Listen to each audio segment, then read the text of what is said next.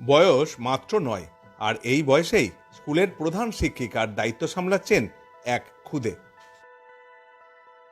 বর্ধমানে সরকারি স্কুলের প্রধান শিক্ষিকার দায়িত্ব, স্কুল পরিচালনা থেকে শুরু করে ক্লাস নেওয়া, সবেতেই মুন্সিয়ানার পরিচয় দিয়েছে।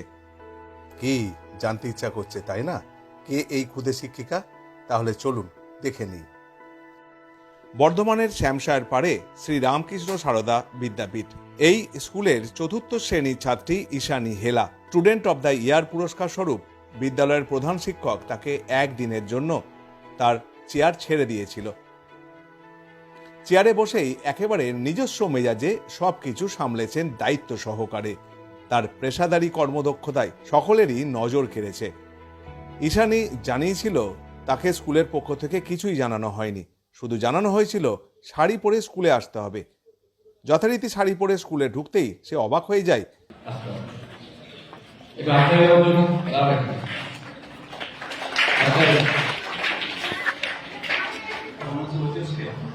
যে সেরা ছাত্র একটু আলাদা লাগবে আমাদের সম্মানিত ও আজকে আমাদের আগের বছর 24-এ স্টুডেন্ট, ঠিক আছে?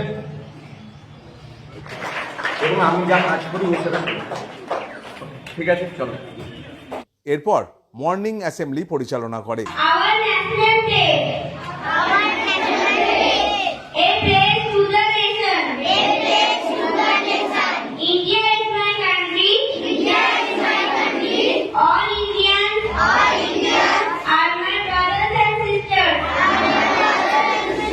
টিচার রুমে পৌঁছাতেই প্রধান শিক্ষক তার হাতে সংবর্ধনা পত্র তুলে দেন, ছেড়ে দেন তার চেয়ার। সেই চেয়ারে বসে বিদ্যালয়ের শিক্ষক শিক্ষিকাদের নিয়ে মিটিং সারল, সমস্যা নিয়ে আলোচনাও করলো। আমি আজকে স্টুডেন্ট অফ দ্য ইয়ার, আর আমার ইচ্ছা এবং এখানে আমি লিখেছি যে তুমি আজকের দিনের জন্য তুমি হেডমাস্টার হবে আমাদের স্কুলে, ঠিক আছে? ওর জন্য একটা হাত তালি। তুমি আজকে স্কুলে যা যা আমি করি তুমি সেটা করবে, আশা করি তুমি সফল হবে, ঠিক আছে?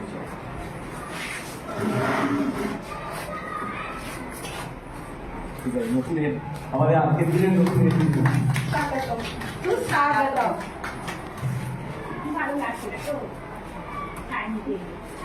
মিটিংকে ডাকা হয়েছে কারণ কিছু জিনিস অসুবিধা হচ্ছে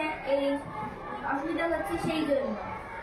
তো প্রথম যেমন প্রেয়ার লাইনের পরে গার্জেনরা ক্লাসে ঢুকে পড়ছে, একটা ওটা দিয়ে আমাদের বলা হয়েছে গার্জেনদেরকে, কিন্তু গার্জেন তো সবসময় সবাই তো প্রতিদিন আসে না বা শুনতেও করছে না, তো ওটা মোটামুটি সলভ হয়ে যাবে এরপর থেকে।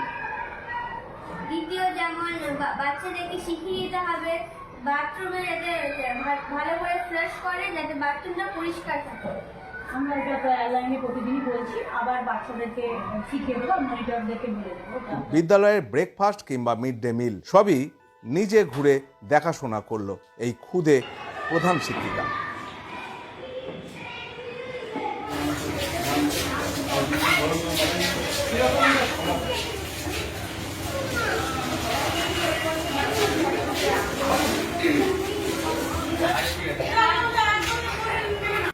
নতুন দিদিমণির নজর এড়ায়নি discipline মেনটেনেও।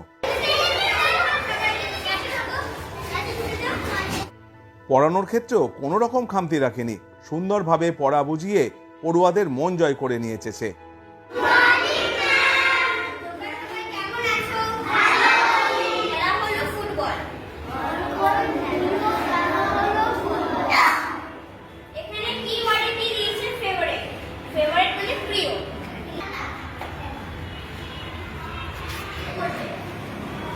Orko's favorite game is football. মানে অর্কর প্রিয় খেলা হলো ফুটবল। তোমরা কি ফুটবল দেখেছো? ফুটবল কেমন দেখতে? প্রত্যেক দিনই খেলাটি খেলে। কি ওয়ার্ড দিয়েছে? গেম। গেম মানে কি? খেলা।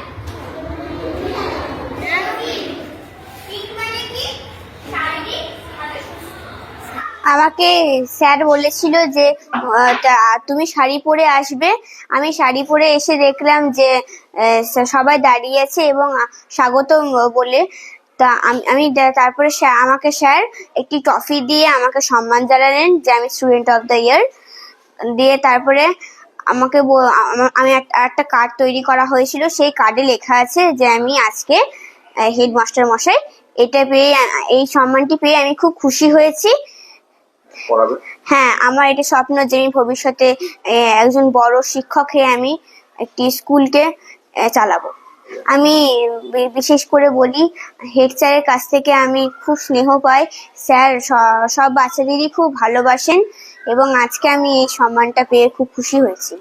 অন্যান্য শিক্ষিকারাও আমাকে খুব স্নেহ করে, আমাকে খুব ভালোবাসে। হ্যাঁ, এই ইনিশিয়েটিভটা আমার অনেকদিনই মাথায় হচ্ছিল। আমরা বছরের সারা বছর তার কাজের নিরিখে আমরা আগে বছরই ঘোষণা করেছিলাম যে বিভিন্ন আমাদের পুরস্কার দেবো। তো যে অলরাউন্ড পারফরমেন্স করবে তাকে আমরা ভেবেছিলাম একটু স্পেশাল করে স্বীকৃতি দেবো। তো ঈশানী বলে যে মেয়েটি আজকে স্কুলে স্টুডেন্ট অফ দ্য ইয়ার হলো, তো ওকে আমি আমার একদিনের প্রতীকী হেডমাস্টার হিসেবে ওকে একটু সম্মান দিলাম।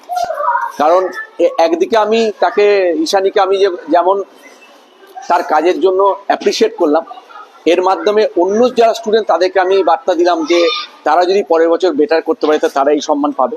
আর এখন আমাদের যে নতুন শিক্ষা ব্যবস্থায় যে HPRC চালু হয়েছে, হলিস্টিক প্রোগ্রেস রিপোর্ট কার্ড, সেই কার্ডেতে 21st century কিছু স্কিলস স্টুডেন্টের দেখতে বলা হয়েছে। তো আমি ওকে হেডমাস্টার করার মাধ্যমে ওই স্কিলসগুলো যাচাই করে নিলাম, মানে এক টাইপ অফ ঈশানী একটা ইভ্যালুয়েশন আমি করে ফেললাম। ভবিষ্যতে সত্যিকারের একজন শিক্ষিকা হয়ে স্কুল পরিচালনা এবং শিক্ষাদানের স্বপ্ন রয়েছে ঈশানীর। আর সেই স্বপ্ন যাতে বাস্তবায়িত হয় তার জন্য শুভেচ্ছা রইল আমাদেরও। Bardhaman news live.